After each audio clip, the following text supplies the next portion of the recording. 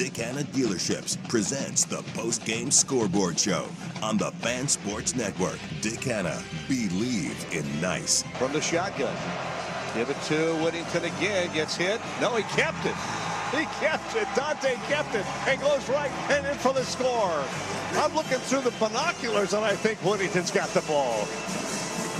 They are really handling that ball together very well. Put it into his gut, pull it back out, hide it, and go right. Dante scores the touchdown at Oregon's first touchdown of the ballgame. A comprehensive recap of today's game with the players and coaches you want to hear from. Touchdown, Oregon! Up-to-the-minute traffic to get you home. And our game day crew of Andy Johnson, Dusty Hara, and former Duck star Anthony Newman joining the show. Oregon Ducks football on the Fan is brought to you by Coors Light, Dick Hanna Dealerships, Philbrook Law, Zoom Care, Bellagio's Pizza, Langdon Farms Golf Club, Wilsonville Toyota, Mountaintop Metal Roofing, Victor Rico's Mexican Food, Legends Casino Hotel, Mods PDX, and Laurelhurst Market Steakhouse and Butcher Shop. The Dick Hanna Dealerships post-game scoreboard show on 105.1, 1080, and the Odyssey app starts now. Here's your hosts, Joe Fisher and Jordan Schultz. Dubs down, Ducks up, and into the college football playoffs. Welcome into the Dick Hanna Dealerships post-game scoreboard show. Coming off of a Ducks victory over University of Washington, 26-14. I'm Joe Fisher III. Across the foam marble table, Jordan Schultz. Hell yeah. Very excited Duck fan right now, sir. And across the glass, Brandon Henson. We got you for the next hour and a half as the Ducks finish their regular season up in Seattle with a win. Not just any win. The final win of their regular season to go to 11-1, and it's always great. It's always great when you can beat the Huskies. In the final score, 26-14. In this one. So many things to get to and to talk about. Jordan, Brandon, everybody out there, if you're joining, thank you. You can tune in here on the radio, 105.1 The Fan, 1080 The Fan, the Odyssey app. We are also on YouTube. You can text into the program, 503-864-6326, or jump on the YouTube chats. But, I mean, I just want to start, first and foremost, Jordan, this team always seems to find a different way to win a game. What's been known as a team that is going to be able to run the ball on you all day long. That was not the case today. Credit to Washington. They did an amazing job of stopping and honing in and selling out on stopping the running backs. You even alluded to it in Sports Saturday. Maybe get Dante running a little bit more, as much as he doesn't like to do that. It was needed at times. No kidding. And he was able to show out with his arm, make some huge passes throughout the game, and especially one down the stretch to Malik Benson. And then on the defensive side of the ball, they were getting gashed a little bit in the run game. Adam Muhammad was having a great game for Washington, 7.5 yards per carry. But what they did do was lock down Damon Williams, had him running for his life the entire game, and held him to a season low in passing yards. Again, it seems like every week the Ducks do it differently, but what they do is they end up getting the dub. Absolutely. Huge dub, huge point of this season, and they get it done against Washington, which in the career for Dan Lanning at Oregon, I think, is something that you got to pay attention to. So excited on all fronts there. And frankly, Joe, I think this is the most physical game against Washington. I said it to you before the show that I've ever seen Oregon play. There were some pads popping. That was insane. Usually you're used to the high-flying, Pac-12 super fast receivers, a lot of read option, which we did actually see again from Oregon today with Dante Moore running it a little bit. But, man, just the physicality of these two teams, you could really tell that not only did both teams really want this, but both have, I would say, we can agree that they have fully transitioned into Big Ten football style of play, right? Like just that big bruising up front style or open field tackles where you talk about the pads popping, Joe. That's what I heard a lot today. And frankly, for a game that was a little droll at times score-wise, that for me made it a little more exciting. And then as far as Oregon's offense goes, a little frustrated, but honestly, you understand what Washington does on defense, right? They're one of the better teams in all of college football limiting the run, and I don't remember when Oregon was held to just over 100 yards rushing last. Credit to them for sure, but also credit Oregon's offense, Dante Moore doing what he needs to do, staying composed again. We can talk about, he did get fooled a couple of times today, maybe a couple of concerns going into the college football playoff, but overall, almost 300 yards again, a big touchdown pass to Malik Benson in the second half. There were just a lot of positives on Oregon's end, and then I think the biggest positive, Joe, the freaking defense for the Ducks, man. Oh, I thought you were going to say a kicker. No, Attica Zappington's great. We can talk about it, but honestly, I don't get too high on a guy or give a bunch of guys like flowers. Career long 51-yarder, baby. All right, yeah, hit 60. Then I'll start getting excited. That was awesome. It was a big field goal in the vacuum of today. But I just whatever. No, I'm messing with you. I know.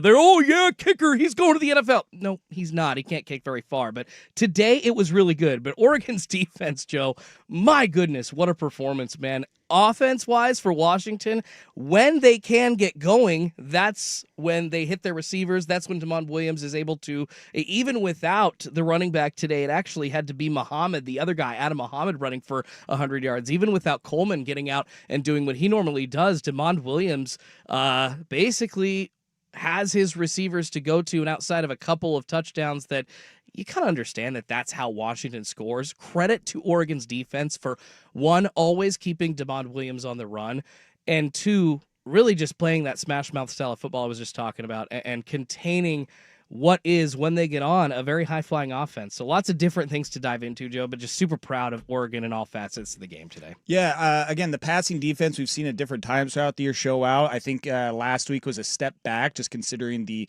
quarterback and the pieces that were playing against USC. Yeah. But they definitely held Damon Williams in that pass game in check all day. And even when you take the touchdown passes into consideration, both of them happened on fourth down. I mean, that's just, basically a 50-50 shot who's going to win that down. And Washington was able to win both of those to put up their 2 touchdowns of the game. And to make it interesting at the end, where it was 19-14, and then immediately the Ducks took the life right out of Husky Stadium when Dante Moore was able to hit Malik Benson for a 64-yard catch and run where he turned on the Jets, just bolted through the defense, jumped through a couple last defenders, and then met up in the end zone with his teammates to make the score 26-14, which was your final. Also, good teams win, great teams cover. Hey, That's love a it. cover, baby. And Joe That's and I both bet that the Ducks were going to cover today. And definitely credit to Malik Benson. The last 2 weeks, I think we've seen. We brought it up last week, Yeah. man. I mean, he's had to step up. And, I remember before the season started reading a CBS article about players around the nation that basically had to make that jump and had to have an impact. Like, Carson Beck was one of them. I believe there was a defensive player on Alabama, a few other guys. But one of those players on that list was Malik Benson. Guys that have had multiple stops, right? Yeah, It's something when you haven't performed in Alabama land, Florida State land. No, I'm genuinely surprised that Oregon took a chance on him hearing that kind of story, Joe. But then you see this type of production and they just knew that they could finally get it out of him. And yeah, it took Gary Bryant Jr., it took DeCorian Moore going down, but goodness gracious, the Ducks are getting all the juice out of that orange that they can. And Malik Benson is getting hot at the right time. The last 2 weeks, amazing with that punt return for touchdown, and then into his best performance of the season yardage-wise with that big tutty that looked like a punt return for touchdown, man. Shades of last week. Yeah, that speed is huge going into the postseason for Oregon, and it's something that they have just gotten at the wide receiver spot in the last half decade. It's just something new for Oregon. Yeah, it was a great overall win. Definitely plenty of things to clean up on the offensive side of the ball. We saw some drops from Sadiq. We saw some missed passes from Dante Moore early on in the game. But it also did seem like when this team needed to make a big third down conversion, they made it through the air multiple times, including on that last touchdown to Malik Benson, the 64-yarder. Dante Moore, 20 of 29, 286, 1 touchdown. It's one of those where, you just see him operate throughout the day, and obviously a big chunk of those yards, 64 of them, came on one play. But you look up at the end of it, and you're like, holy crap, he threw for 286 yards, touchdown, no picks. I mean, I don't think he, again, got sacked today, if my memory serves. No, he did. Oh, he got sacked, actually. That's a couple of things that I did want to talk to Anthony Newman about. One was a cornerback blitz, where essentially they just sent the guy from the end and the safety picked up the wide receiver for Washington. Yeah, 2 sacks for Washington. Dante didn't even see him. So, yes, it was a good game overall from him, but there were that's right, on the end there. Yeah, yes, he got crushed. There were a couple of points that the defense they've figured out how to fool Dante Moore. You give him a look, and then whoop, nope, you act like you're doing something, and then you do something else. Dante Moore hasn't figured that out every time, so that's a little concerning. But hey, that only happened a couple of times today. So yeah, minimal sacks. You're right. Most of the time, Joe, to your point. I'm so used to seeing Damon Williams get sacked that I forgot about Dante getting sacked. I mean, they only sacked him 4 times this year compared to 10 last year. Exactly. So come on, I'm kidding. Now the average over the last 2 years has come down to 7 sacks. What are you game. doing? Yeah, come on. But the Ducks, they get the win today, 26-14. Always a great feeling beating Washington under any circumstances. As you mentioned, this is a great feeling for Dan Lanning, not just beating Washington, but the first time beating Washington in Washington when they made that road trip up there a couple of years ago. They were not able to get the win up there. And then obviously the season after that, 2 straight losses to them, and then was able to get his first win against Washington last year. But this is the first time that Dan Lanning has traveled up to Washington to get that dub as the Ducks win their rivalry game 26-14. Got a lot to get to. We already got some text flying in, people on the YouTube chat. Keep it coming. Text line 503-864-6326. We are going to take a quick break, and we're going to get over to Anthony Newman to get his thoughts on this final regular season win. And I always love getting Anthony on these rivalry weeks, man. He's got some juice about him. Whether it's Oregon State, whether it's Washington, doesn't matter. He's got some juice about him with these games that I always love hearing from him, especially after wins. So we'll do that next here on the Dick Hanna Dealerships Postgame Scoreboard Show. But first, Brandon with a weather update.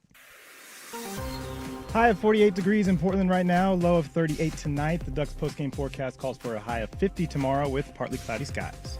Hey folks, this is it. The best weekend of the year for buying a TV. Forget inflation, because now you've got deflation with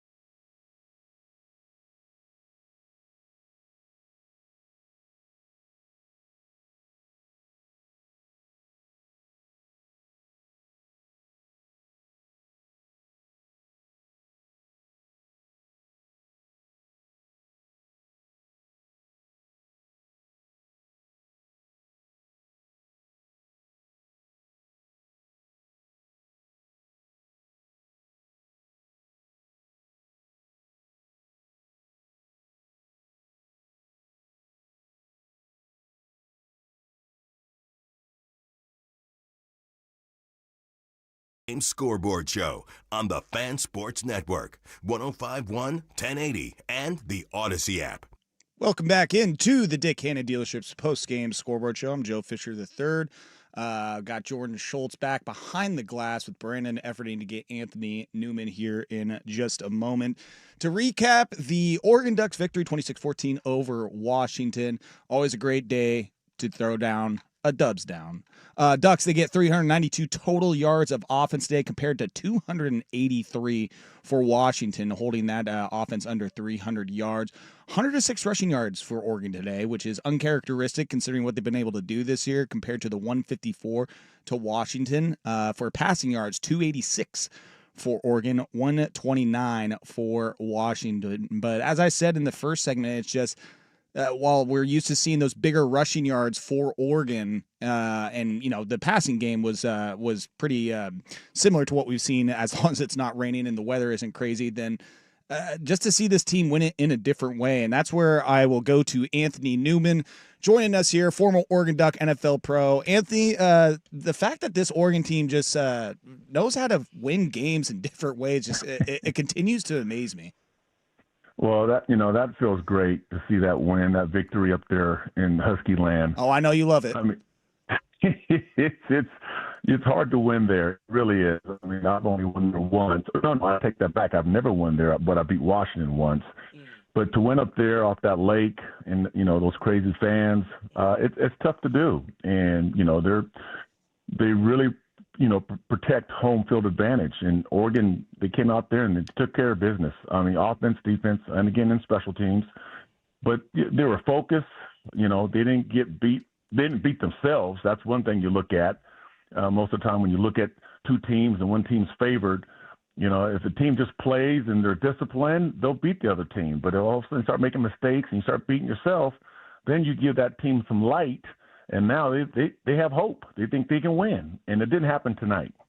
Anthony, talk about the Oregon defense just absolutely kicking the booty of Washington's offense, but specifically DeMond Williams Jr. tonight, a quarterback that when he's on, they are absolutely ruthless and score a lot of points. But the two picks at the end of the game by Dylan Thieneman and then the other one in the first half by Jaden Kennedy, they seemed like not only, were they intercepting the ball tonight and on their receivers, but they were hurrying the heck out of him. He was always on the run in the backfield, sacked him, not as many times as they did last year, 4 this year in their game. Yeah, so not as many as compared to last year. You want to see the same effort, but at the same time, I feel like all the times he was running around in the backfield, seems to me Oregon has his number for sure.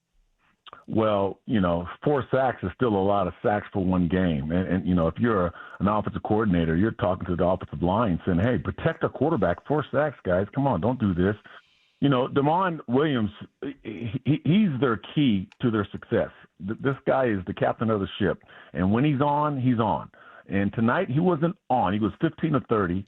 Only had 130 yards passing? Yep. And then 2 picks? You can't turn the ball over. I mean, I saw a lot of times he was throwing the ball. It was high, the thing was sailing, or he was in the ground. It wasn't his night, but maybe, Oregon's defense, the defensive line, they had a 4-man rush. They had a very controlled pass rush. They didn't have defensive ends flying up the hill, up the field, creating lanes for DeMond to get through. So he was forced to stay in the pocket. And I believe this. I knew they're going to try to do something like that to keep DeMond in the pocket because he's about 5'11", 5'10", and it's hard to see down the field. I'm not saying being short and being a quarterback is not it's not a good thing. It's hard because the guys in front of you, the offensive linemen and defensive linemen, are tall, so it's hard to look down those windows. And so he struggled from the pocket. He will hurt you outside of the pocket when he starts running and creating time for the receivers to get open or run a different route. That's when he's dangerous. He was sitting in the pocket the whole time. They say, Oregon's defensive lines were like, okay, look, I'm going to rush a little bit, but I'm going to hold. I'm going to stand here. I'm going to wait till you take off and run and then maybe try to get a sack or a tackle for loss. And they did a great job all night keeping him in the pocket. So I have to ask you about now with the season coming to a wrap, regular season at least, going into this year, it felt like a lot of Duck fans, followers, people that know this team were looking for a good season like what we saw. But I think 11-1 playoff berth, potentially right now, if it were to play out, maybe a 5 seed. Are all bets off at this point as far as like, well, however the season ends, I'm just happy that's what we did this year. 11-1 playoff berth, or Hey, no, you're 11-1. I mean, you finished right up there at the top of the Big Ten. You didn't make the championship game this year, but neither did Ohio State last year. They were the 5 seed. They won it. I mean, is there any reason not to say or not to be upset if this team doesn't win a national championship, just considering what they have shown this season? Or are you falling in the camp of, you know what, I'm just happy with how this year played out? Well, first of all, the season's not over, so they still have an opportunity, and that's what you ask for. Give yourself an opportunity to keep playing, and you can keep controlling your own destiny. And if right now you're 11-1, if somebody is not happy or they're questioned 11-1, they need to be slapped. I'll tell you another thing, if they're not happy that Oregon doesn't win a national championship, they should be slapped. Hey, if they're in the same conversation of Ohio State playing in the national championship, Notre Dame playing in the national championship, we know Oregon's up there. They have an opportunity. It is hard to do. It is hard to win a national championship. So let's be happy that we're knocking on the door. Mm-hmm. And every year we keep knocking on the door. Eventually we're going to kick that damn door down. Okay, we're going to knock that thing down and host up the trophy. It's going to take time. You got players that are hurt. You're missing your key receivers, your top dogs, and you're still 11-1. Are you kidding me? You better be happy. Why would you be upset about this or question, well, it's either a national title or bust? Get out of here. Get out of here. I'm so proud of this football program. I am so happy to be an alum, to be a fan, sit here and watch the games, and sometimes, they fail, which is only once this season, and the other times they succeed. So, yes, I want them to win a national championship. Yes, that would be great. If they don't make it, there's next year. Let's keep going. That's my thoughts. Hey, Anthony, one more question, this time actually about Washington's defense. Oregon did not do well running the ball today. I think any shred of success they had, Joe pointed it out in our first segment, was more so because of Dante Moore kind of having some short 6-7 yard runs here and there. One for a pretty short touchdown in the first half there. And actually, I think near the end of the game, if he would have been able to keep the ball like I think he wanted to, but Noah Whittington just kind of had like clamps on it and wasn't going to give that up when they were on that fourth down. I think it was like one trying to basically just run the clock out. I think he would have run it in just on his own for a touchdown. But outside of that, there was just no success for Oregon running the ball today. That's Washington's strong point for sure, but I don't remember the last time Oregon struggled so far or so much running the ball. Does that give you pause, or is that just something that Oregon beat them through the air today and Washington did what they normally do, and you just kind of got to move on from that? Well, I think you need to give credit to Washington's defense. I mean, they're giving up about 107 yards per game. They're the run defense, so they are very stout against the run. That's what they do. In Oregon, they hit a train tonight, trying to run the football. The plays didn't work, and so you give them credit. But here's why Oregon is so good, because they'll beat you somewhere else. Okay, they'll beat you with the quarterback. They'll beat you with tight ends. They'll beat you with receivers, which are not even the best receivers on the field or in the program. And that's why it's hard to defend this offense, because, yes, you got to still take care of the run. You got to stop the running game. But you still got to stop everybody else. You still got to stop number 18, Sadiq, the tight end. You still have to stop Malik Benson, number 4, the speedster receiver. You still got to deal with Dante Moore, who touches the ball every offensive snap. And let's talk about the offensive line for Oregon. So you stop, a department. You really said, hey, we're going to stop the running game and let's make them beat us somewhere else. Well, Oregon can do that. A lot of teams can't do that, but Oregon can do that. Well, Anthony, it's time for you to get some rest. Rest up for the next couple of weeks. Yeah, absolutely. Yeah. What's nice is this is not the last time we will be talking, huh? No, it won't. No, I can't wait till we start talking again about, whoever the opponent will be. It's going to be interesting, right? We still got some games to play, tonight, but I'm looking forward to it. And Oregon did what they needed to do. Yes, sir. They're controlling their own destiny, and I can't wait. Yeah, no, I think that everybody is stoked to see what is to come, and the elephant in the room, a potential home playoff game against insert ACC champ insert group of 5 champs. So, but yeah, Can't wait. Yeah, seriously, it's going to be a scene down there at Autzen. We will catch you in about 3 weeks, my man. You have a great night, and thanks for jumping on. Hey, thanks, guys. I appreciate it. That is Anthony Newman, former Duck, NFL pro, giving his thoughts on tonight's win against Washington, 26-14 Ducks victory. Let's take a quick break. Let's go down to Dusty Hera before he jumps on the plane back from Seattle. Or I don't know, maybe he drove himself up there and said, "I'll just catch you guys up there." I don't know what his travel plans are, but let's go to the man that was down on the field at Husky Stadium, Dusty Hera, sideline reporter for the Ducks and brand manager here at the Fan. We do that next here on the Dick Hanna Dealerships postgame scoreboard show. But first, Brandon with another weather update. High of 48 degrees in Portland right now, low of 38 tonight. The Ducks postgame forecast calls for a high of 50 tomorrow with partly cloudy skies. Say hello to Jim Fisher's daughters, Molly and Emily, who are announcing some really great incentives. But are they either-or offers? That's the nice part. At Jim Fisher Volvo, you get both, like 1.99% financing for up to 72 months on 26 XC40 B5 mild hybrids, plus a $1,000 fall allowance.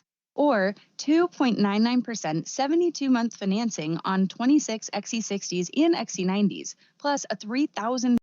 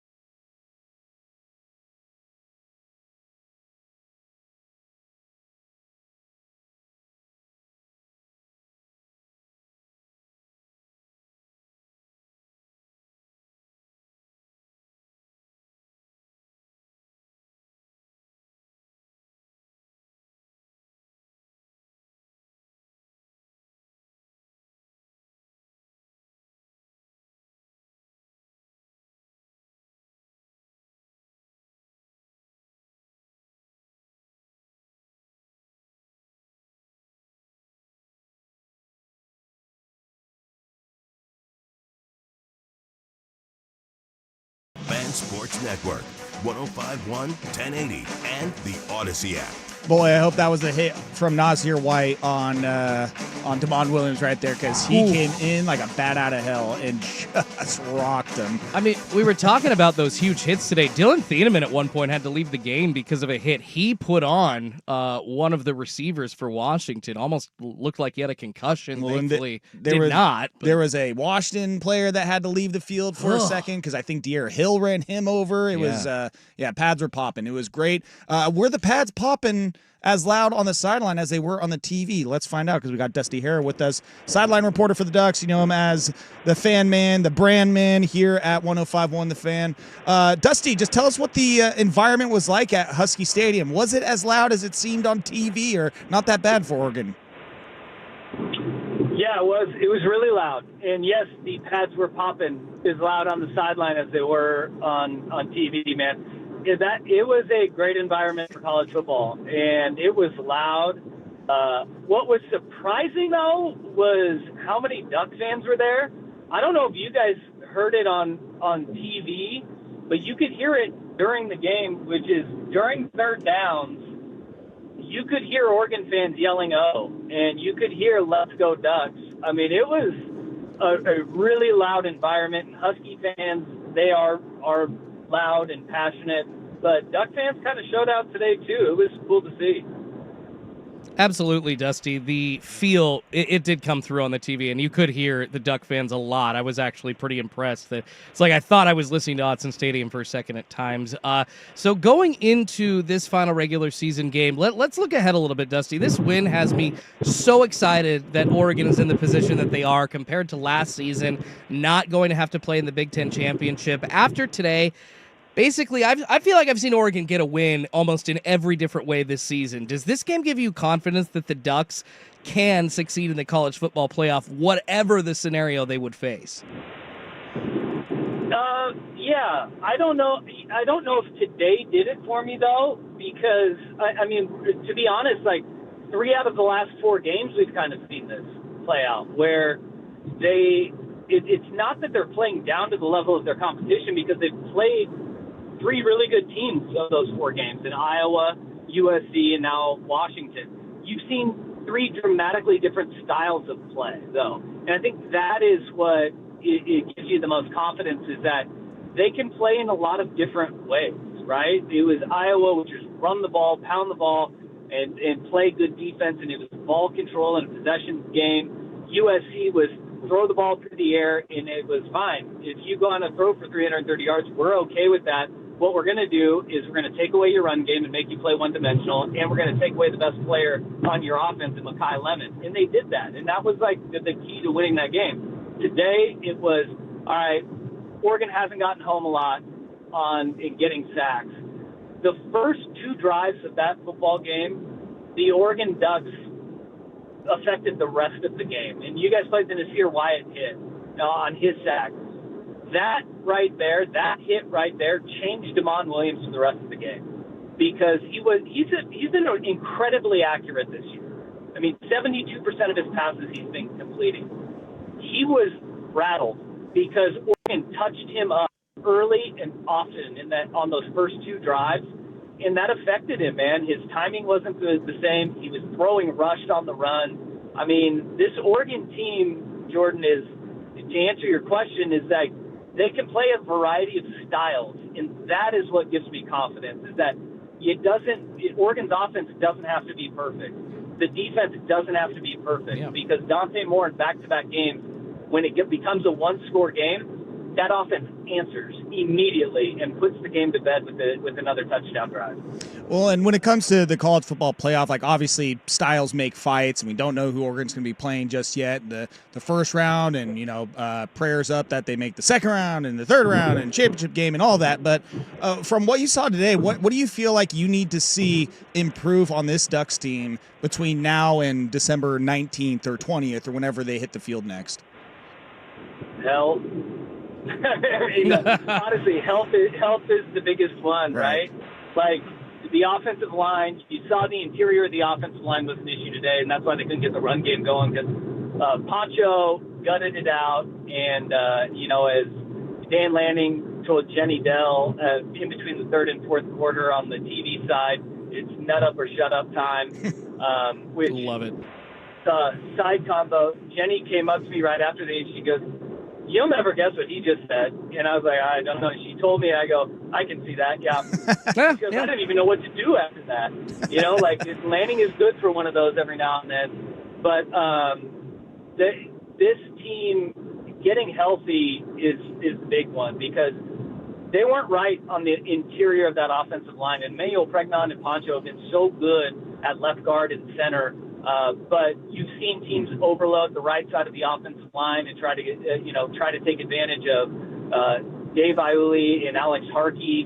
And when Pancho's not healthy, teams can't do that, right? And that's not to say Iuli and Harkey aren't really good. I mean, this offense is one of the best in the country, right? But if you can't get past Isaiah World and Emmanuel Pregnon, you got to figure something out. So they go to that right side of the offensive line. And you saw Washington had a ton of success up front because Pancho wasn't the same kind of guy. So, and then on the outside, I mean, Jeremiah McClellan and Malik Benson, they have been playing some hero load wide receiver.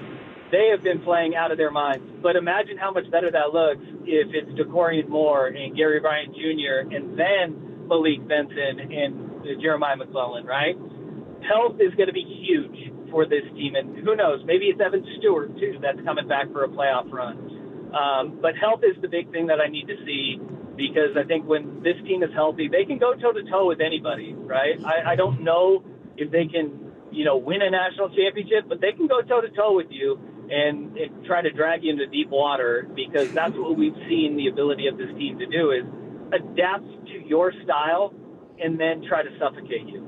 Dusty, to your point about the injuries, looking at this time off gap between now and a possible matchup in the first round, which would be like a December 19th, December 20th at this point, it's pretty close to what the gap was. I believe it was 24 days in between Big Ten championship and when Oregon faced off against Ohio State in the quarterfinals. Now, yes, that game was over in 2 minutes, but my ultimate point is that Oregon just did not show up, and a lot of people talked about that time off being a reason. What can Oregon do this time around to make sure, yes, they got to be healthy, but not only that they are sharp after that time off? It's just not far off from that time spent just sitting there than it was last season.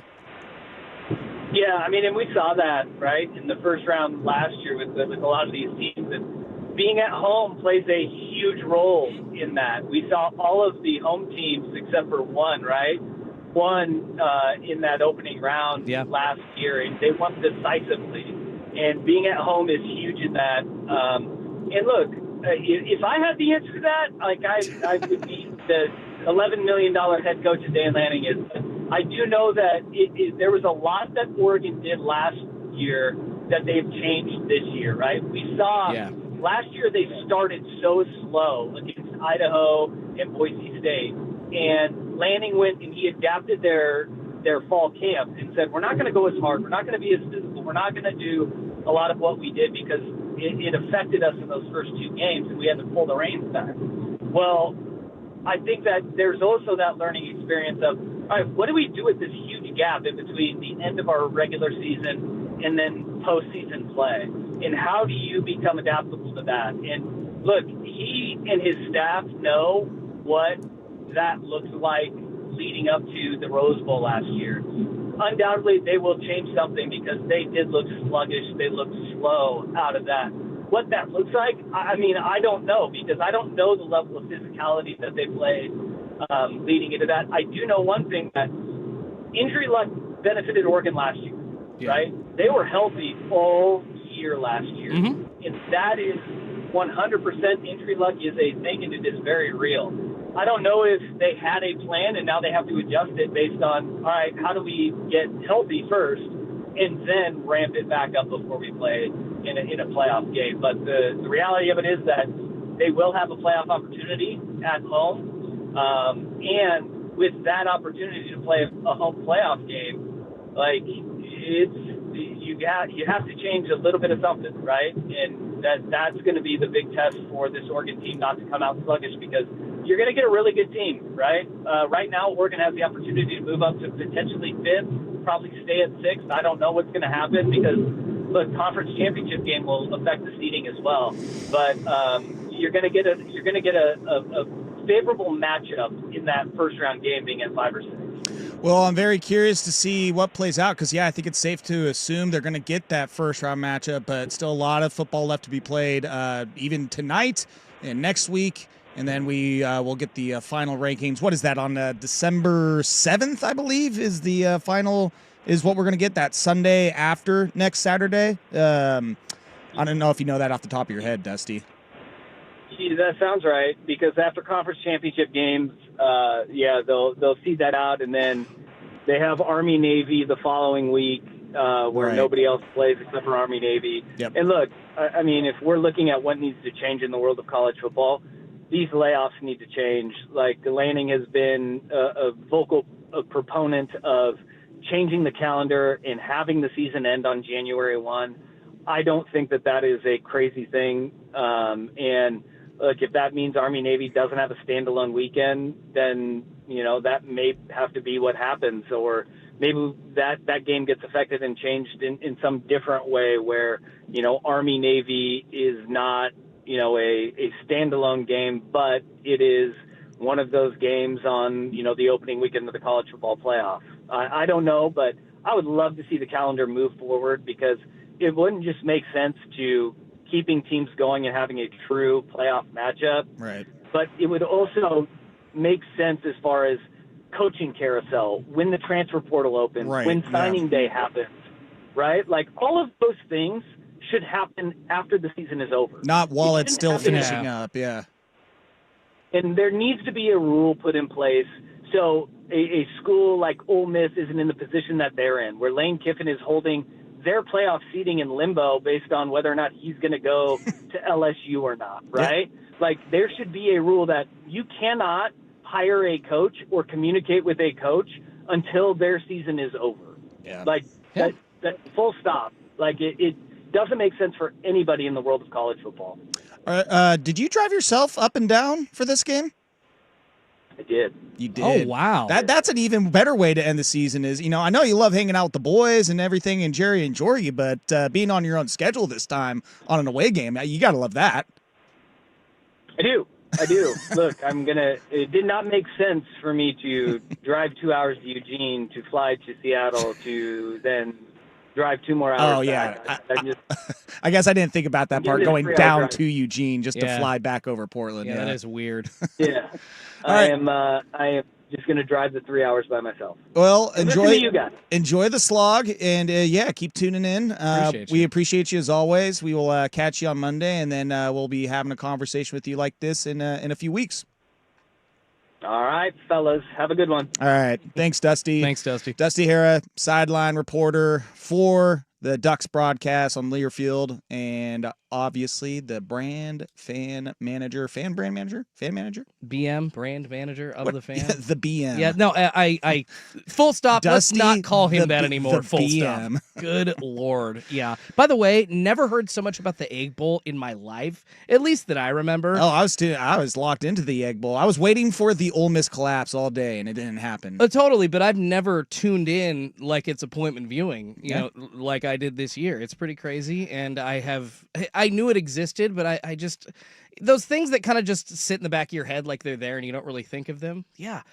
Lane, make your damn decision. To Dusty's point, yeah, we do need a rule that prevents this kind of thing in college football. It's ridiculous. Still has yet to happen. Let's take a quick break. We're going to come right back after doing the weather update, but I want to talk about already what we could see as far as playoff scenarios, because as Dusty was talking and we're all assuming what the Ducks' path is going to be, maybe not so fast, my friends, to quote one Lee Corso. Do that next here on the Dick Hanna Dealership Postgame Scoreboard Show. First, Brendan with a weather update. High of 47 degrees in Portland right now, low of 38 tonight. The Ducks postgame forecast calls for a high of 50 tomorrow with partly cloudy skies. Dick Hanna Dealerships presents the Postgame Scoreboard Show on the Fan Sports Network. Dick Hanna, believe in nice. Dante won the snap. Got it. 3-man rush. Back to throw. Over the middle. Wide open. Benson catch at the 20. Inside to about the 16-yard line. Boyd and Benson get lost over the middle. He just went down and kind of curled right into the middle, and there was nobody there. Sat in the zone, gets just past the linebacker, and Dante Moore finds him. Really kind of an easy throw and catch on 4th and 3. That was a huge play for Oregon. Time for the second half. Oregon Ducks football on the Fan is brought to you by Coors Light, Dick Hanna Dealerships, Philbrook Law, Zoom Care, Bellagio's Pizza, Langdon Farms Golf Club, Wilsonville Toyota, Mountaintop Metal Roofing, Victor Rico's Mexican Food, Legends Casino Hotel, Mods PDX, and Laurelhurst Market Steakhouse and Butcher Shop. The Dick Hanna Dealerships post-game scoreboard show on the Fan Sports Network, 105.1, 1080, and the Odyssey app. Drives on. Here's your hosts, Joe Fisher and Jordan Schultz. Welcome back into the Dick Hanna Dealerships post-game scoreboard show. Joe Fisher, Jordan Schultz here with you. Brandon Henson rocking the 1s and 2s as the Ducks get the 26-14 victory. We're still going to break down this game aplenty. Get to your thoughts on the text line, on the YouTube chat. The YouTube chat is popping off right now, so we will get to your guys' thoughts about this game and what lies ahead for the Oregon Ducks. But we have already kind of locked in what is going to happen for this Oregon Ducks team. Yeah. We're pretty much assuming that they're going to get a home game, that they're going to be hosting someone as maybe the 5 seed. But I mean, we all know college football is crazy. After this week, it's safe to assume Texas A&M is going to fall far enough that's going to give Oregon a bump up to 5 probably. Most likely. I would assume that loss against Texas is going to drop them from 3 to 6. 7. But I still wouldn't be surprised if it only pushed them to 5 because one SEC loss compared to one Big Ten loss, regardless of the opponent. Like, I understand you're supposed to look at strength of schedule here, but let's be honest. They just look at the conferences sometimes.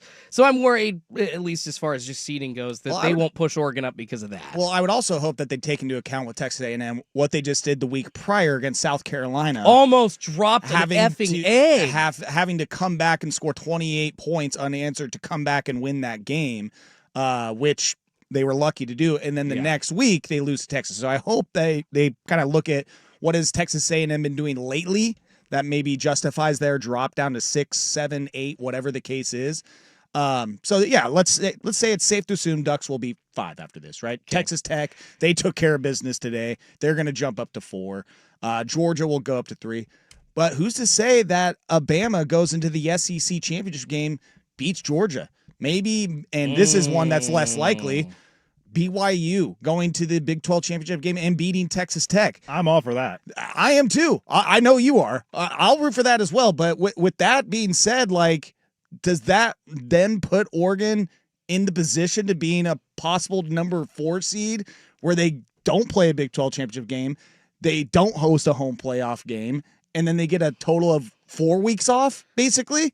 At that point, I mean, it's not out of the realm of possibility. It's incredibly possible. And is there even another scenario with the whole Big Ten championship where I'm not saying that if like Indiana like beats Ohio State down or Ohio State beats Indiana down, I'm talking like a 3 or 4 touchdown like shellacking, right? If one team looks so bad in the Big Ten championship versus another, or in the SEC championship, exactly, does that help Oregon too? I was saying that on the text line to someone the other day. They were talking about like Bama. I was like, okay, to say like, okay, what if Bama goes in and loses the SEC is one thing. What if they go in and lose by like 30 to Georgia? Just get absolutely just crushed. Yeah, mollywopped. That adds a little bit more context to the situation. Whereas if a team plays a close conference championship game, that's kind of like what happened with SMU last year. It's like, yeah, they lost to Clemson in the championship, but it took a last-second field goal. If SMU gets just absolutely crushed by Clemson in that ACC championship game, well, maybe Bama or Miami ends up getting that last spot instead of them. And correct me if I'm wrong, but maybe this was still under the 4-team model, Joe, but there was an injury to one of, I believe it was either Florida State or one of like the couple top... years ago when it was 4 Thank teams. you. Yeah, when it was 4 teams. Yes, and it was Florida State that got kept out because of that injury. And there were a ton of people that were bitching about that. Is there a scenario where, do I wish this? No. But if Julian Sayin went down for Ohio State and they lost, because, guys, it's all about, like, luck as far as injuries go at this point of the season, right? You just hope that you're healthy. Dusty Hara, in our last segment when we were talking with him on his way back from Seattle, he hit on it that the Ducks were very lucky last year as far as injuries go. So, like, anything can happen with any of these teams. Could that scenario also, it's kind of far out there, but could that also put Oregon in the top 4? There are a bevy of, albeit what ifs, but scenarios that could happen that could vault Oregon up there. Absolutely. Well, I'm very intrigued to see, obviously, how next week plays out, especially because while they say that, no, we're not going to punish anybody for the conference championship game. I don't believe that for a second, because if BYU goes to the conference championship and loses, they're not going to get in. They're not going to let them get in with 2 losses against the same team. For whatever reason, they'll give it over to Notre Dame or Miami or whoever they like more at that point. If Alabama goes into the SEC championship game and they lose to Georgia by multiple possessions, I think Bama's going to have a tough case to make when trying to get into that final playoff spot. Because when you look at the playoffs also, as far as teams that have their spots locked in, regardless of what happens tonight or next weekend, there's really only about 2 at-large bids left. 2 at-large bids left between a Bama, a BYU, a Miami, a Notre Dame. So still a lot to be played out. But I think if I was going to take a shot on anything, the number 5 seed first round bye hosting a game is what the Ducks are probably looking at. But I am just very intrigued to see how the rest of tonight plays out. Bama is up 10-0 against Auburn. If they keep playing the way that they are tonight, then they will find themselves in the SEC championship game. I believe Virginia is up on Virginia Tech right now. Last I checked, it was 14-0. Still the case at halftime. And SMU up 6-3 on Cal in the first quarter there. So Notre Dame yet to play. They'll kick off 7:30 tonight against Stanford, but that will likely be a win. So a lot to still break down and to see about the college football playoff, but let's break down this game a little bit more. The Ducks victory over Washington 26-14. We do that next year. Get to some of your thoughts after the commercial break and after Brandon gives us a weather update. High of 47 degrees in Portland right now. Low of 38 tonight. The Ducks postgame forecast calls for a high of 50 tomorrow with partly cloudy skies. Is your financial advisor offering you up to a 30% upfront bonus? Or are they promising you up to 10% growth per year, all for your retirement income? If not, then you need to come to Trajan Wealth. I'm Jeff Jr., founder of Trajan Wealth. If you have a plan to retire within the next 10 years, don't wait only to find out it's too late. I've seen hardworking folks like you retire only to be required to go back to work, all because their advisor told them guarantees like these were too good to be true. They're not. That's up to $30,000 upfront or up to $10,000 per year on $100,000, all guaranteed for retirement income. Don't keep working when you're supposed to be retired.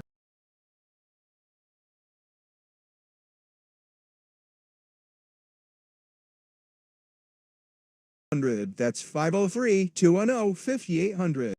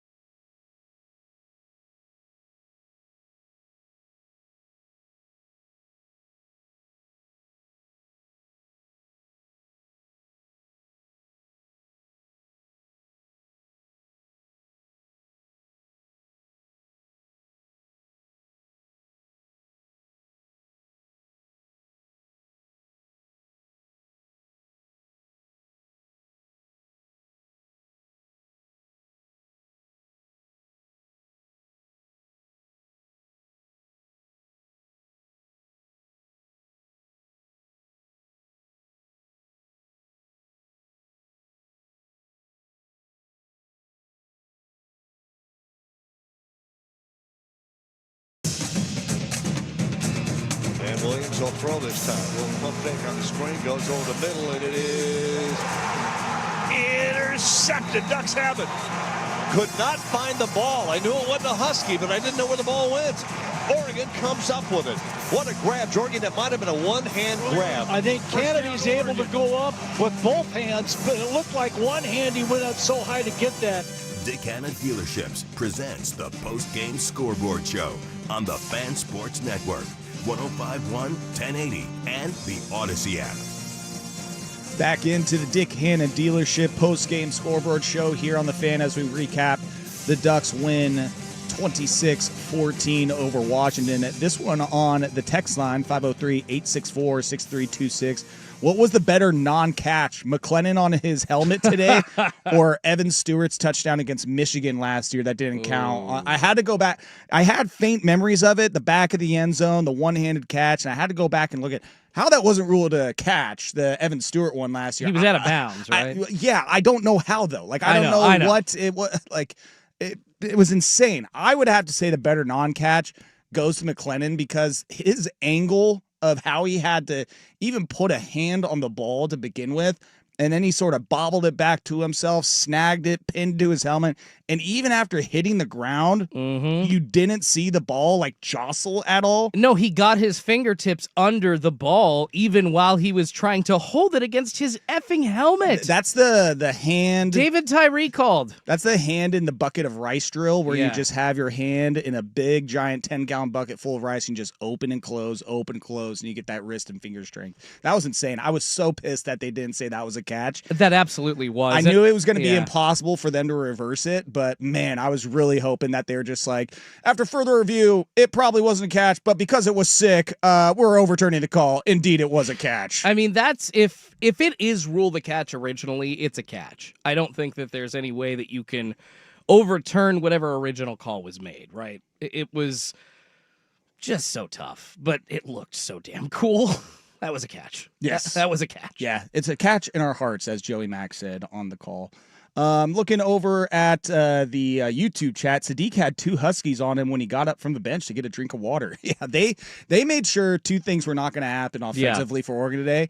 They weren't going to have Kenyon Sadiq beat them, which Kenyon Sadiq had a little bit of the dropsies today. He had a couple opportunities where in the one ball that he did catch, he damn near broke a rib, knocked the wind out of him, diving for that ball. But they were making damn sure Kenyon Sadiq is not going to beat us today, and this run game is not going to beat us today.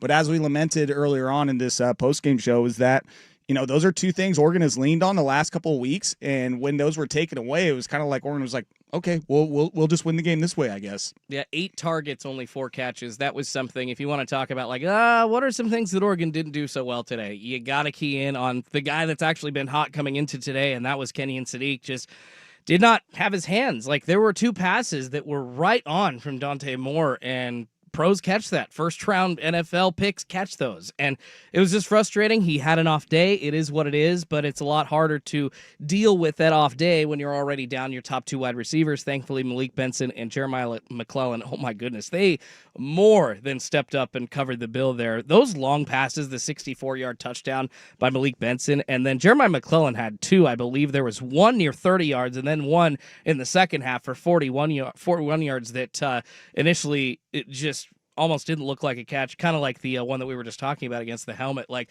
there were some big pass plays, so credit to them making up for those mistakes by Kenyon Sadiq, but definitely something that I know they're not as healthy as they want to be, but you just can't do it going into December, bro. You can't. Yeah, I guess get the dropsies out of the way now before heading into the playoffs. Really curious what the text line and what everybody out there is thinking as far as what they would prefer their path to be for. Because again, we were just talking about it in the commercial break. Like, I think there is part of me where Oregon fans want to see a home playoff game so bad that, say crazy things play out, Georgia loses SEC championship game, Texas Tech loses Big 12 championship game, and they drop and Oregon ends up getting to 4. At that point, you're getting another week off, but you're not getting the home game in the first round. You do get to the second round, obviously, because of the automatic bye, but I'm just curious, are Oregon fans that so like dead set on, no, I want an effing home playoff game first round. I don't care if it means having to play an extra game, that we want to see that happen at Autzen. I think everybody, as far as Oregon fan, wants to see that happen. But again, in the scenario of what could happen, I mean, I don't know which I would prefer, quite honestly. I think that a coach would take an extra week of rest and an automatic advancement into the second round, the quarterfinals, versus having to host a playoff game and just having a chance of injuries or anything happening, or just the crazy part of playoffs happening and an ACC team or a group of 5 team accidentally getting you when they shouldn't have. I think I would very willingly sacrifice a home playoff game if it meant to get to the 4 seed. Absolutely. If you're talking, I mean, I didn't envision at the beginning of the season a scenario where Oregon would A, be out of the Big Ten championship game, not having to play in that, and then B, also not being in a first round college football playoff game to just ease into the quarterfinals. Would they not have the easiest path in all of college football to the championship? And we can talk about the method of selection. We can talk about the brackets. We can talk about 12 to 16 teams and like how teams are selected and all that stuff. But under this current format, Joe, if you're asking me as a Ducky fan, I know I just asked Dusty about the struggle with that time off, 24 days last year, up to that quarterfinal matchup with Ohio State. It's going to be around 19-20 this year if Oregon does get into a quarterfinal matchup at Autzen Stadium, albeit. But honestly, I'll take that extra time, man. They need all the help they can get. They need to get Evan Stewart back at wide receiver if they can. Not expecting DeCorian Moore. We haven't heard what his injury is. It's frustrating, more likely than not a pretty severe one. It's why he hasn't played for 5 weeks now, but hopefully we can get Gary Bryant Jr. back too. So, yeah, absolutely. If I had to pick one scenario, Give you an extra week. I don't care about the home game. Yay, that's awesome. No, take the time off to lick your damn wounds. These guys have been playing their booties off. I didn't mention the offensive line. How banged up are they right now, Joe? A month off? Whew, that would be huge. Well, again, I raised the question just to see what Duck fans out there that are listening think. Again, 503-864-6326 is the text line. You can jump on the YouTube chat, youtube.com/@1051thefan.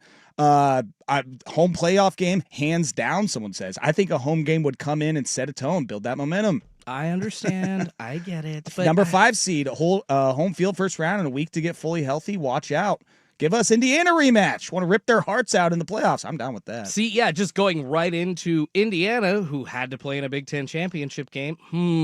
Oregon has an advantage there. Just saying. A couple more texts. Someone asking, isn't the second round a home game for the top 4 seeds? It is not. Oh, no, those are all bowl games, Yeah, baby. we saw that last year with Oregon getting the first round bye and playing in the Rose Bowl, and we all saw what happened there. I think that's part of the reason Ducks fans are wanting the home game, just to have the momentum instead of reliving what happened last year. I feel like that's part of the fandom of give us the home game, give us the home environment one more time instead of going a month off and then playing in a bowl game. Yeah, I think, and there's just so many different case studies in sports of the rust factor versus the playing factor, and I think just from rust. Our sample size from last year of seeing all the first round games, those teams win and then win again.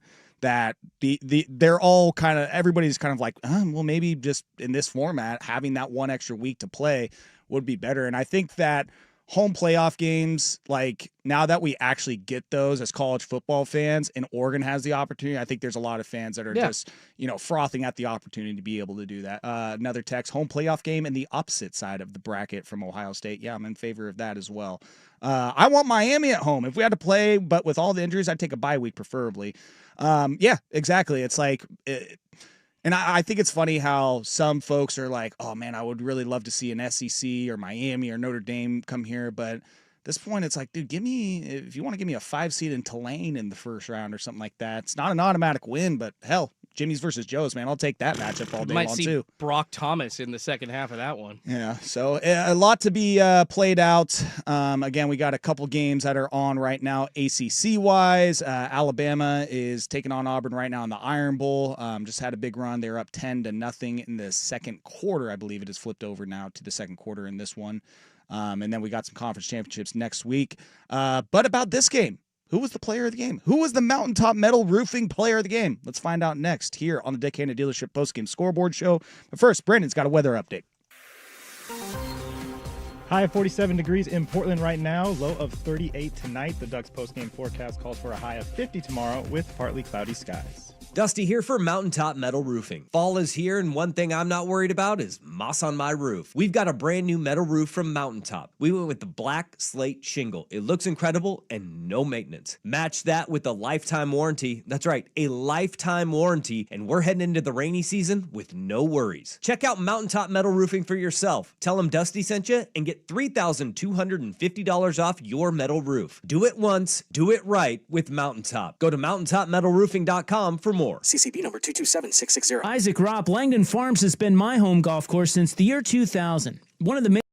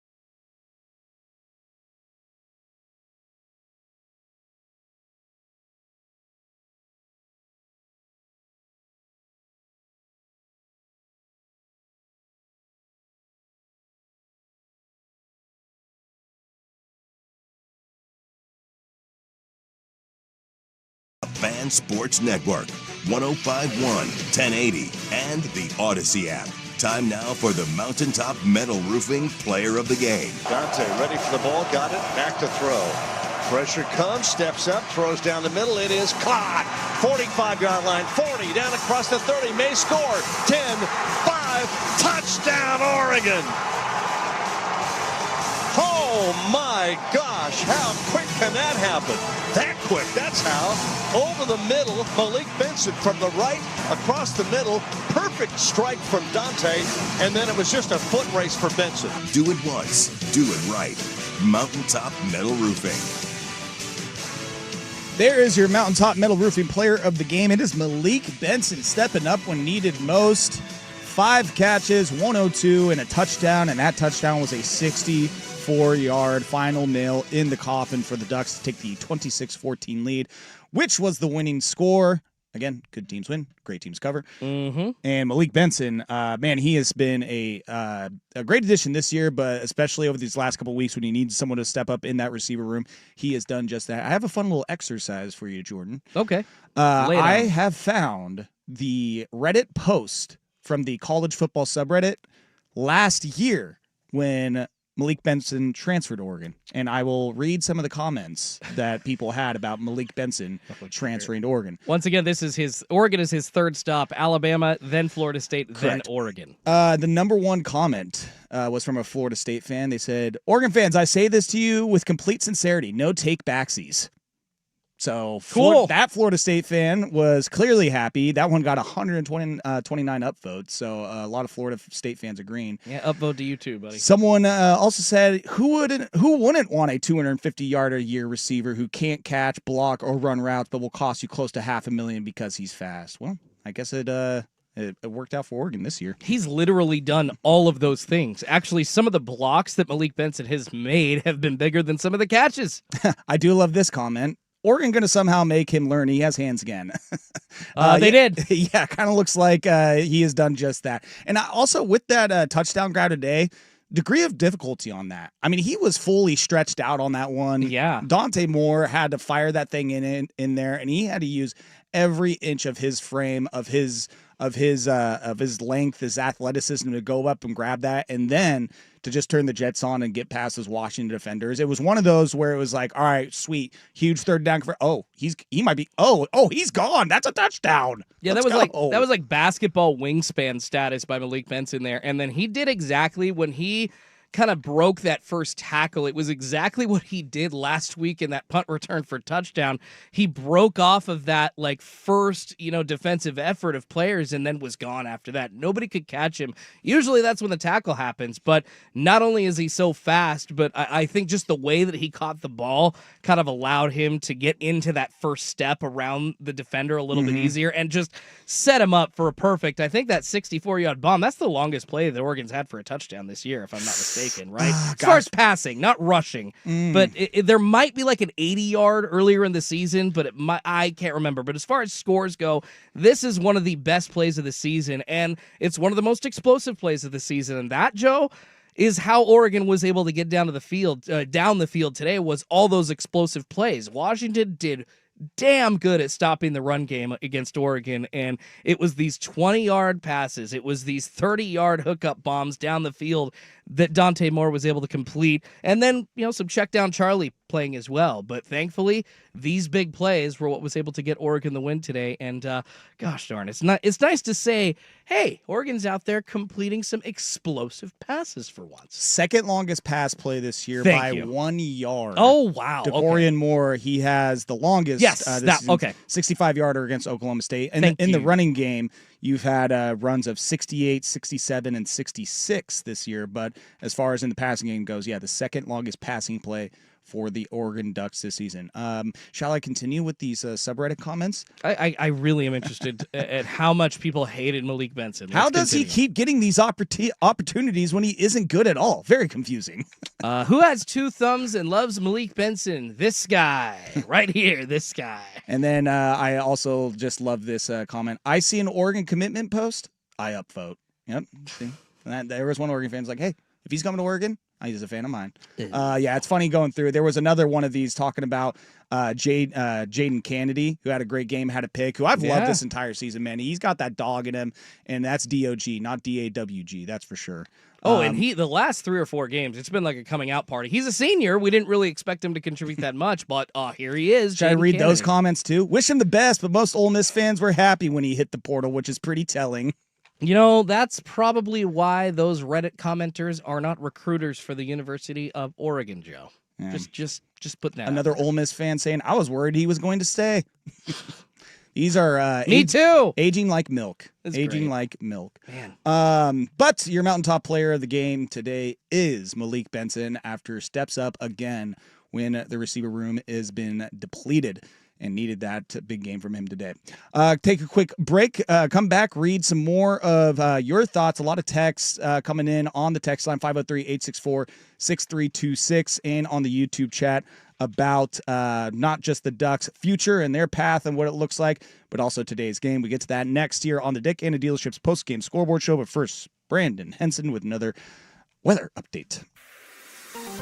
Thank you, Joe. In Portland right now, 47 degrees, low of 38 tonight. The Ducks post-game forecast calls for a high of 50 tomorrow with partly cloudy skies. Dirt and Spray. Dirt and Spray. I'm Dirt. Josh Pate on YouTube, Josh Pate College Football Show. The vibe I kept getting was the next man up mentality.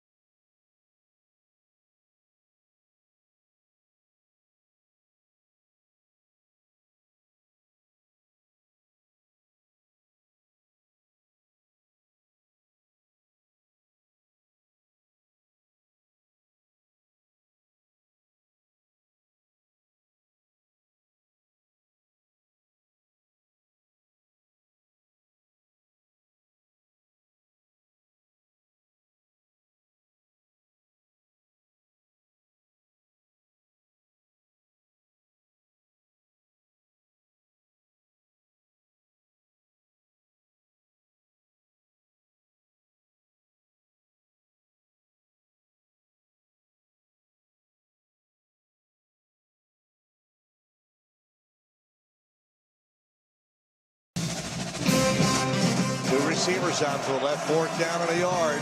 Gonna keep, gonna pitch into Whittington. Goes right, got the first down and more inside of the 5. Almost got it there.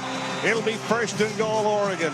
Dick Hanna Dealerships presents the Postgame Scoreboard Show on the Fan Sports Network, 105.1, 1080, and the Odyssey app. Ducks beat Washington 26-14. Never gets old saying that the Ducks beat Washington. Vegas had this one nailed down, sir, because it was opened as a 7.5-point line. Oregon favored, of course, then went down to a 6.5-point line.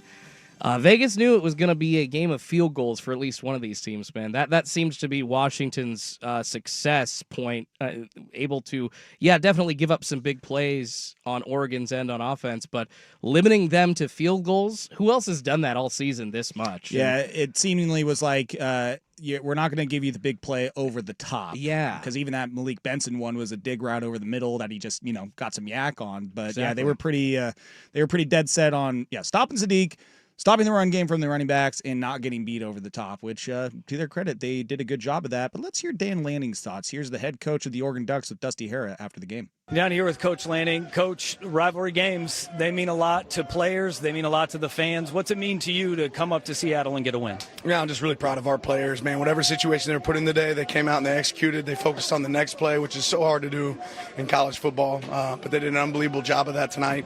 Really just proud of this group. Next man up has kind of been the mantra for you guys, and we saw that again today in times where guys would come out for even a play or two. What is the resilience of this team shown over 12 games of regular season now completely finished? Just that, right? You can pitch anything at us, and we're ready to handle it. Guys were, like I said, really composed in a good environment. They handled it really well. Players handled it well. Coaches handled it well. Proud of them. Dante Moore in that offense, they come down right when it becomes a one-score game. They answer with a big strike and a touchdown. What was the message to that team, to the offense before they took the field, and what was your reaction to Malik Benson's touchdown? That was an impressive play, wasn't it? That was an impressive play by him. Great execution by our quarterback. I said, just keep chopping, man. It's going to pop at some point. And they played really good defense on the other side there today. But our guys just kept finding that next moment. I thought we had some really big third down conversions in the game. That was a great example of one there. Defensively, you guys did a really good job of containing a quarterback that can create on the outside, but up front, you guys played really well. But on the back end, those guys were incredible. What did you see from both the front seven and that back end today? It was a little bit of a bend, but don't break at times. Operation for us. We wanted to limit explosive plays. I thought we did a good job of that, but they were able to hit some runs. But ultimately, we made it tough, and they had to go the long, hard way consistently today. Atticus Sappington, he had himself a big day from the kicker. That's a position that can be maligned at times by people. What have you seen from Atticus and his growth? Automaticus was on point today. We're really proud of him, man. Did a great job. We don't look forward. You always say it's the next play, it's the next day. Regular season's done. The Ducks are 11-1. Thinking about hosting a playoff game? Yeah, I'm ready for that next opportunity. We'll see what that opportunity is. All right, Coach, you got a couple days off before you find out the fate of this Oregon team in the college football playoff. Congratulations on a rivalry win and 11-1 season. All right, thank you. Appreciate it. Go Ducks. There was Coach Dan Lanning on his thoughts in the game. Kind of like Washington having a bend, don't break mentality.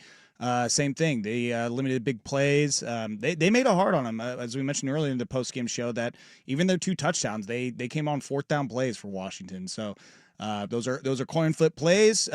Which team can scheme up the play a little bit better? And Washington won both of those. But even with that, double-digit win. 2-possession win for Oregon, 26-14. Impressive win. Definitely things to clean up. Hopefully that Dante, when he gets into whatever playoff scenario, that he's able to kind of calm himself down early and hit some of those easier passes. Yeah. There was a couple that he did not make. Sadiq with some drops. So you hope that, they play their cleanest game. You hope that obviously every time that they're hitting on all cylinders. But I think that even with that being said, offensively, having to settle for field goals, Automaticus, as he said, nailing those field goals, going 4 for 4 today.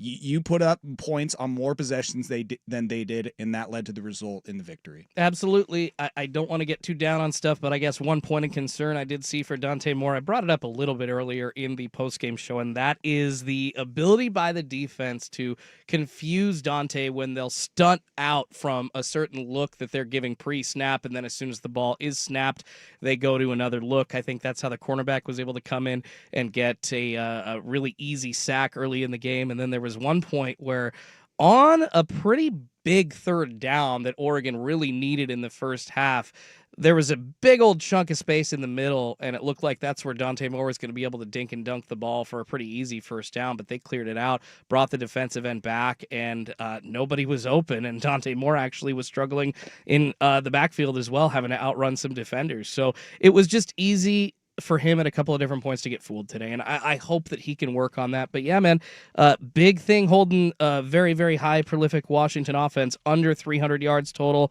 That's how you get the win. And not only that, but the time of possession, beating them by 10 minutes, kept their defense on the field a hell of a lot longer. So you just exhausted them at the end.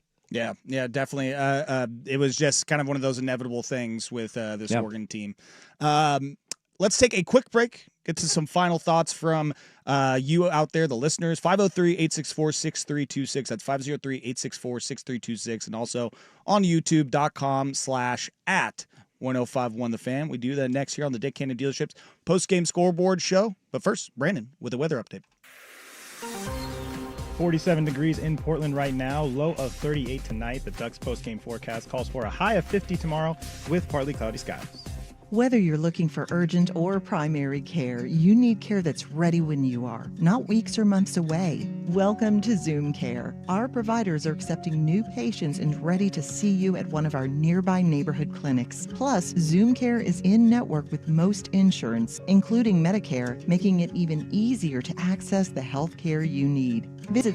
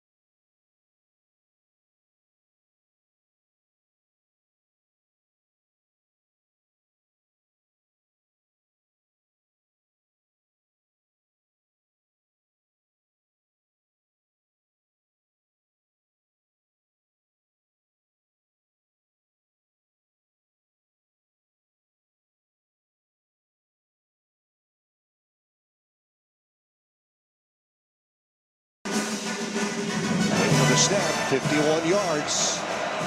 Snap, place, kick on the way. Gonna be close, gonna be close. He got it! It's good!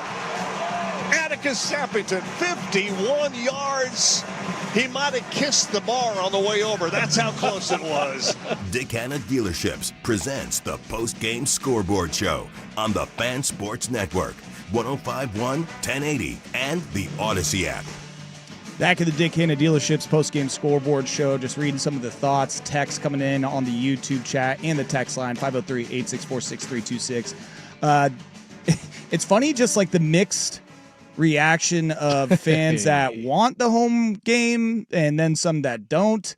Someone saying you need to play more games to get more experience if they're going to win a title this year. Sitting doesn't allow them to improve. And then someone said it also doesn't allow them to get injured, but sure.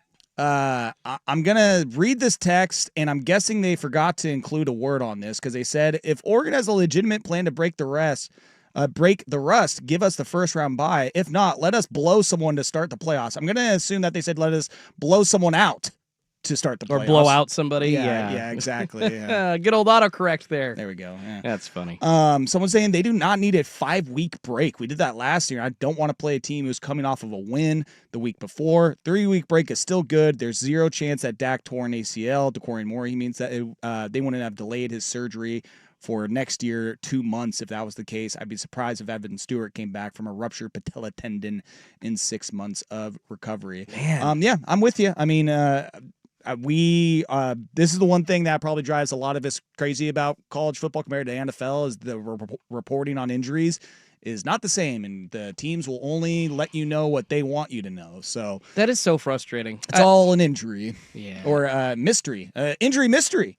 Is DeCorian Moore injured more than we are being told? Yeah, exactly. Well, they're not telling us anything. We do not know, but there is something to be said about that text. I feel like if he had surgery, that would have been probably put out there. And if he wasn't going to come back, then, if he had surgery, he'd be on crutches. He'd be seen, with a big cast around his knee and his leg. And, but see, this probably is been talked about a little bit This is the more. dumb thing, Joe, is we're now speculating about a young man's health and we don't know anything about it. And usually you don't want to talk about injuries that don't exist, but you're kind of forced into this because DeCorian Moore hasn't been on the field for 5 weeks. So we're all guessing. And usually if it's a long-term injury like this, I'm apologizing for sounding so frustrated, but like, Joe, to your point, this is so damn annoying that we have to do this and speculate on this in college football, but it could be like a slight ACL injury. There could be a ligament, an Achilles. Like there's so many things. If you're talking long term, there could be a broken bone.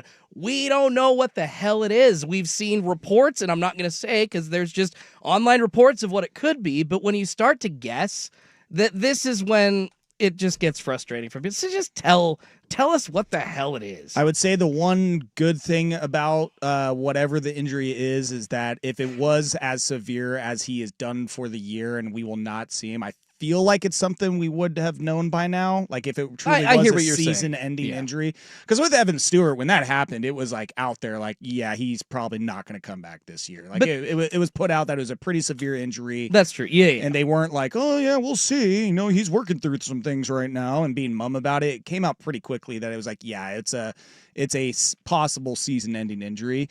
Also on the YouTube chat, though, and someone brings this up, McMillan has been big making catches too. I mean, let's not negate the fact that McMillan, Malik Benson, Jamari Johnson has stepped up. Hopefully McClellan, you mean? McClellan, thank you, has stepped up. Jamari Johnson stepped up. Kenyon Sadiq has stepped up, all in the receiving game. And so this next man up mentality, especially on the offensive side of the ball, has paid off for the Ducks so far. Let's take a quick break, get our final thoughts, and then we'll wrap things up for the next few weeks. And we will find out here in the next week or so if we will talk to you guys next on December 19th, 20th, or the new year. We will find that out next week. But first, let's find out last weather update, what that is, Brandon. Thank you, Joe. It is 47 degrees in Portland right now, low of 38 tonight. The Ducks postgame forecast calls for a high of 50 tomorrow with partly cloudy skies. Construction and want it done right and fast by a team that's focused on innovation, collaboration, and creativity. You want Mods PDX.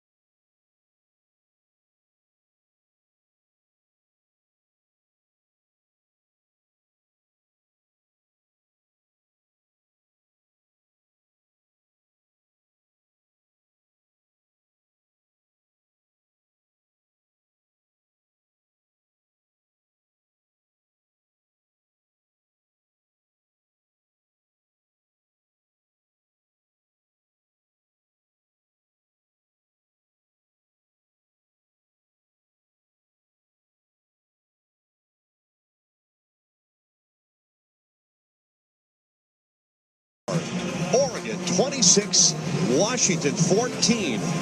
The Ducks, tremendous football season, far from being over. Don't know where they'll be next. Could be away. If they get to the top 4, it could be at home with another game. But the most important thing is it's a win in Seattle against the Dogs. Dick Hanna Dealerships presents the Postgame Scoreboard Show on the Fan Sports Network, 105.1, 1080, and the Odyssey app. Final segment here on the Dick Hanna Dealership Postgame Scoreboard Show as Oregon is victorious over the Washington Huskies. Yeah. Bow down, bitch. Yeah, screw the Huskies. Yeah, I got to throw that I'm going to say this correctly. Journalist. Huck the Fuskies. There I we said go. it right. There I we said go. it right. Dumb Go button, slowly. Not needed. We're good. Good. Thank you for being ready, I had Brandon. to throw the journalistic integrity aside just for 1 second here. It's always nice. We would not be this show without that type of commentary. Yes, exactly. 26-14, Dante Moore, 20 of 29, 286, 1 touchdown. Malik Benson leading the receivers today, 5 catches, 102, and a touchdown. Running back room, not as successful as days past, but 17 carries for Noah, 47 yards. De'Aaron Hill, 6 for 29. Jordan Davison, 9 for 24. And Dante Moore, 7 for 11, and the lone rushing touchdown. On the defensive side of the ball, we had 1.5 sacks for Tatum Tuioti, half sack for Amari Washington. You had a sack for Dylan Thieneman, as well as Nasir Wyatt, who came in off the edge and just absolutely crushed Damon Williams. That got me out of my seat. That got me wanting to play football right there. Lit him up. Yeah. And then you also got an interception at the end from Dylan Thieneman, the punt return basically to end the game, and Jaden Kennedy also with an interception today. But as far as just final thoughts on this game against Washington, the environment was tough. Credit to Washington's defense. I thought they did have a good game plan against Oregon to take away what they do best. Again, run the ball with their running backs. Get the ball Kenyon Sadiq, especially over the last couple weeks, and try and beat you with some explosive plays over the top and get you down the field. And Dante Moore, what he has shown throughout the season was, you know what, that's fine. I will take what the defense gives me, and I will just pick you apart the whole day. And outside of that touchdown catch, he finished, 19 of 28 for 222. And then once you add the long touchdown pass, 20 for 29, 286, 1 touchdown there. So again, he just he didn't force anything. There might have been a couple throws early on in the game that could have been picked. Luckily, we're not. And this is where I say again, hopefully that when you get in that playoff environment, the jitters calm down, the excitement goes down, and he's able to get you some more accurate throws to start the game. So that way you're able to have a better start, like what you saw against USC. Yeah. And actually, that is something that hopefully we can see once again. Oregon, I do feel like in the last month of the regular season, they're starting games better. And that's definitely against these much better teams than, Washington has been ranked at one point in the college football playoff top 25. But it's going to be different teams. They're going to be much more talented teams that Oregon has to try to get the cleat on the throat of very quickly. And we've been seeing the composure by Dante Moore getting them to that point. Hopefully that will continue into the college football playoff, man. I don't think Oregon, by the way, has had under 100 yards rushing. I think they were at like 106 today. This was like... I'm looking at AI, 2018, so 7 years ago in the Redbox Bowl against Michigan State was the last time Oregon was held under 100 yards rushing. This just doesn't happen to their program very often, so credit to Washington, but I don't see that continuing. I think Oregon will be able to get back to their ground and pound style come hopefully a first-round matchup, or, in my opinion, hopefully they can just slip through all the wacky craziness of college football conference championship weekend and somehow get a top 4 spot in a bye. It's so funny. I'm gonna need some time to think on this as far as what I want for this. What Oregon do you team. want? Like, do I want the fun, the excitement, the getting to play and getting used to football in late December in this playoff environment with that first round game, or take the extra week to get healthy and play potentially that 5 seed, which could be a Texas Tech or a Texas A&M, who again over the last couple of weeks has definitely looked beatable when you look at what they did to South Carolina and Texas. Also want to give you some quick updates on what I'm seeing around college football. Virginia is up 17-0 right now on Virginia Tech. They win. They're in the ACC championship. Alabama up 17-3 against Auburn 2 minutes before halftime. But the one that could be the real shocker, Cal beating SMU, number 21 ranked SMU right now, 17-7. If Cal wins, Virginia wins, Virginia will be in the ACC championship taking on Duke. That's weird. While I was watching what was going on with SMU Cal, I was like, wait. So how does this affect Miami? Oh, no. It affects Duke more than it affects Miami. Miami needed Duke to lose today. They won. They beat Wake Forest. Duke will just not die. We could very well see either Duke in the playoff or a second group of 5 team, depending on how it all shakes out. Yeah, so Miami's they've got a slight chance, but dude, it's really, really tiny, right? They need a lot to happen. They would need Virginia to somehow end up blowing this game against Virginia Tech. Because did Duke already won? Duke won today. Okay. Yeah. They need a lot to happen. Yeah, they would need a Virginia loss, which isn't going to happen. Yeah, they're already up again. What was that? 17-0, I said. Yeah, and an NC State win. And they are up, I think, 28-10 right now at halftime. Okay. I mean, I say, we're coming down to analytic ranking at this point. And dude. Screw Mario Cristobal. I think we're about to see Duke in the ACC championship. Which is very fitting for how this conference is played out. Yes, it is. Yeah, it is. But what is fitting is seeing these Ducks beat the Huskies with the season that they have had. They've looked very impressive this entire regular season. As Anthony said, I think regardless of what happens in this playoff run, you can be very happy with what you saw out of this Ducks team in this regular season. This has been a fun season, man. We've been a little nervous at points, but then also higher on our skis than we thought we would be at the regular season about Oregon. So this will be fun. I don't think we all think that they're the best team in the nation, but they certainly could beat them. You never know. You never know when you get into playoff time, because Oregon was a 1 seed last year, and we look what happened. So maybe it's their time to play the Cinderella role and get some upsets in the college football playoff. But Jordan, Brandon, all the listeners out there, we will see you in possibly 3 weeks, 4 weeks. Who knows? But Jordan, appreciate you. Appreciate you, Joe. Love you. Love you all. Go Duckies, baby. Brandon, appreciate you. Go Ducks. And all the Duck fans out there that were rocking with us tonight, appreciate you as the Ducks win 26-14 over the Huskies. We will catch you in a few weeks. Good night. This has been the Dick Hanna Postgame Scoreboard Show on the Fan Sports Network, 105.1, 1080, and the Odyssey app.